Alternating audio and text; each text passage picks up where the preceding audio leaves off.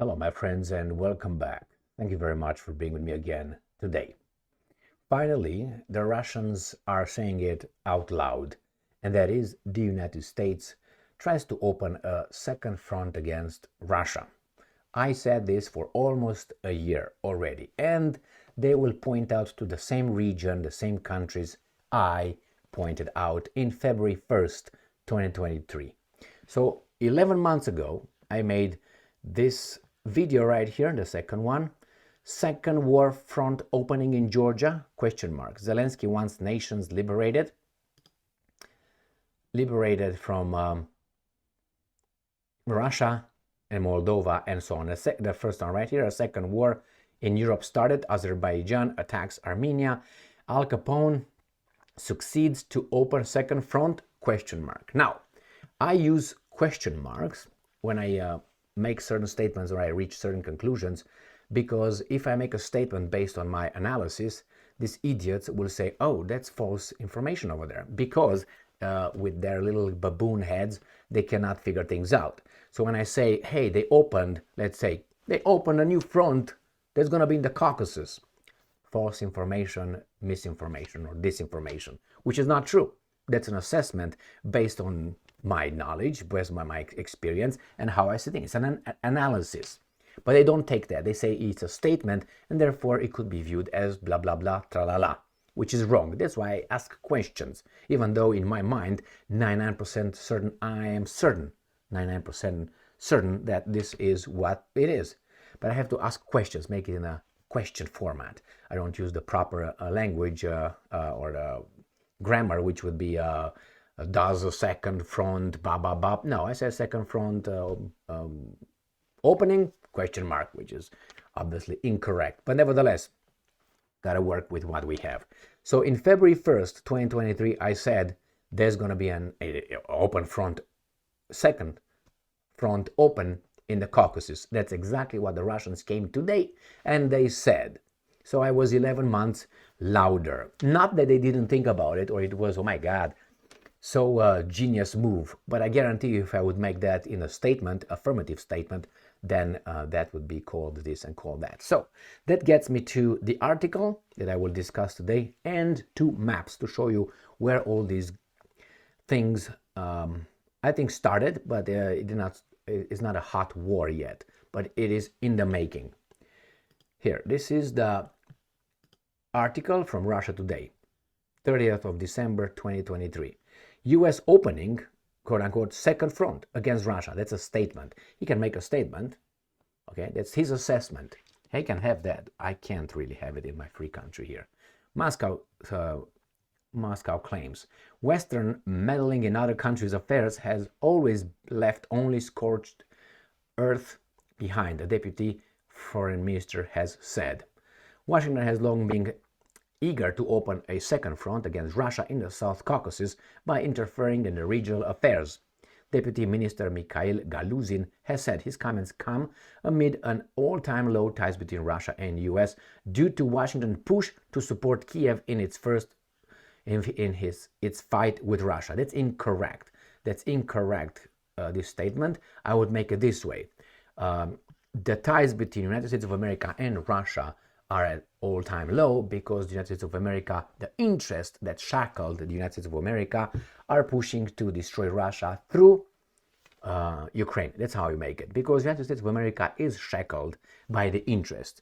Those interests just use the United States of America in order to use then NATO, in order to use then the European Union to pursue its global dominance, not United States dominance. United States is just a gun, just a weapon, just a pistol. And the robber is someone else. The guy who comes and robs the bank is a different guy. Right? The United States is just the biggest gun in town. That's the only thing. But a gun, you can take it and put it right here. You can put a lock on. You can take the magazine out or whatever you have. All right? Or you get the bullets and that's it. That's exactly the United States of America. You activate it when you need it. Who is the guy handling it? The interests. The military interests, which I'm talking about the business interests, not the generals. Those are just used.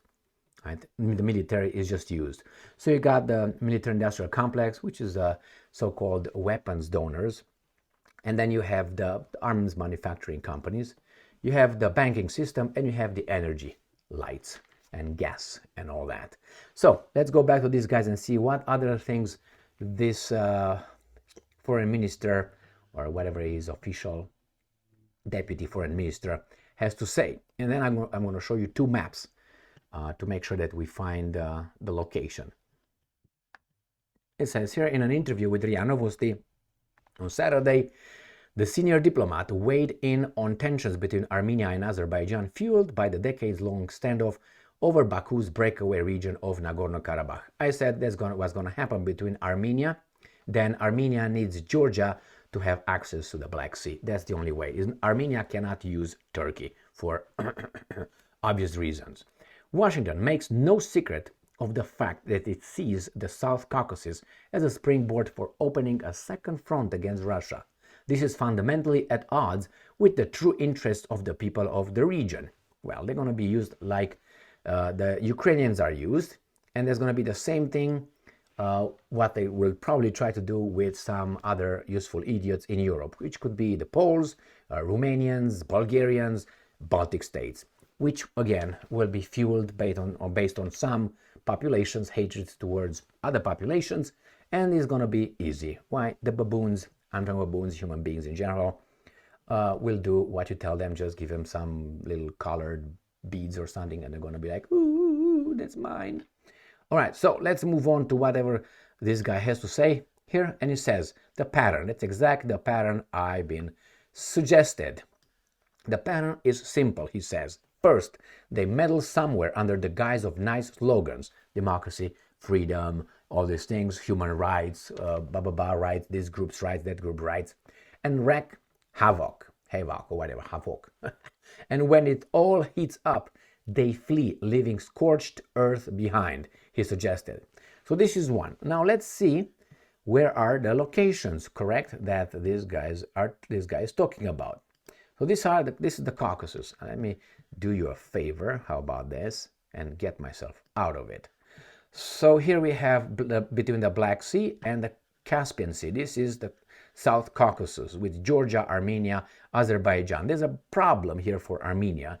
Armenia, if starts doing something, it has in the south Iran, so I don't think that's going to help them. It has in the let's put it the west, it has Turkey. I don't think Turkey and Armenia really like to be together. Azerbaijan, already we know they have problems. It's only Georgia, and Georgia has Black Sea access. So that means Armenia without Georgia can't do shit.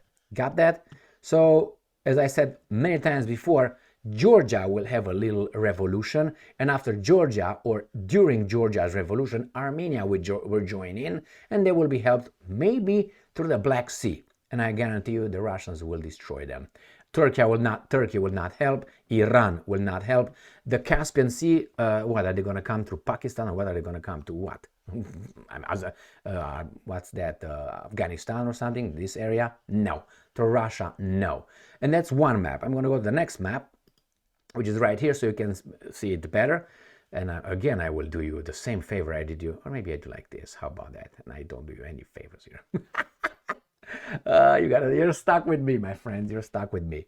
So again, you see it better here: Black Sea, Ukraine, Russia, Caspian Sea, and we can go and even look at this map right here.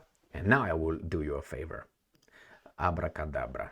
I'm gonna reach out and grab you by what I can say. Okay, so here it is. This is the, oops, hoppy doopy. Are you gonna cooperate?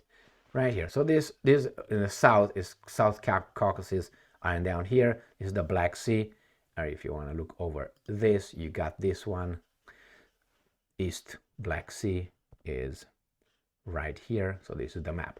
Now, this is what I think, and my assessment is the Americans, the Al Capone, and guys who shackled Al Capone will try to do anything they can, and is, I don't know, feasible to open another, how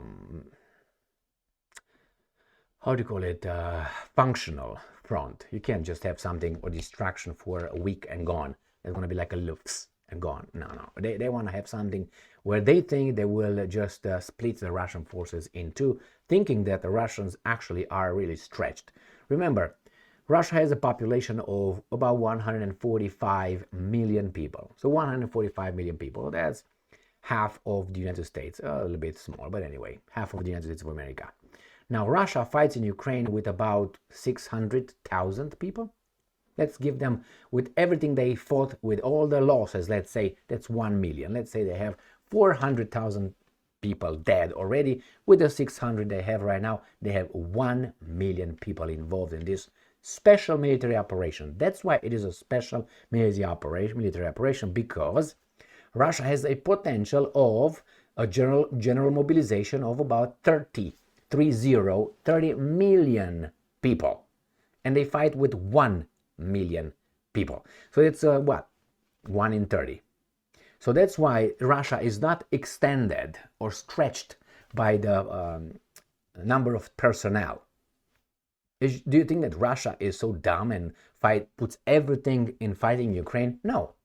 No. These guys think that they drain Russia, and I think the other way around. Russia drains Ukraine, unfortunately, and NATO at the same time. And when there will not be any more Ukrainians to fight for these idiots, I'm talking the interests, then the interests through United States of America will push Poland, will push Romania, will push the Baltic states, Latvia, Lithuania, and Estonia. Total population of these three countries is 6.1 million people. Oh la la. I think the Russians are shaking in their Quakers or something. So here it is, my friends. Second front. They tried the second front wherever that is. And I think that's the only one they can have right now. I don't think they're going to go through to Finland yet. I don't think they're going to go to the Baltic states. And believe me, and if you don't, you'll see. The Russians are waiting to be attacked. And I don't want to say praying, but they wait to have a good reason to smack the Baltic states and Poland. Why? Because they had the biggest beak in town. And as I said, Lithuania, Latvia, and Estonia, as I said, 6.1 million people. That could happen in maybe a football game, like 90 minutes. And then you go to Poland, and with Poland, Russia will not have patience, and the Poles know it. But they have Al Capone and say, "Are you gonna help us? I hope the guys are not gonna nuke us." That's the only way the Russians will fight with the Poles, nuclear. Why? No time for that. And they can't really. I mean, Poland is not weak, and Poland again will be helped by everybody else.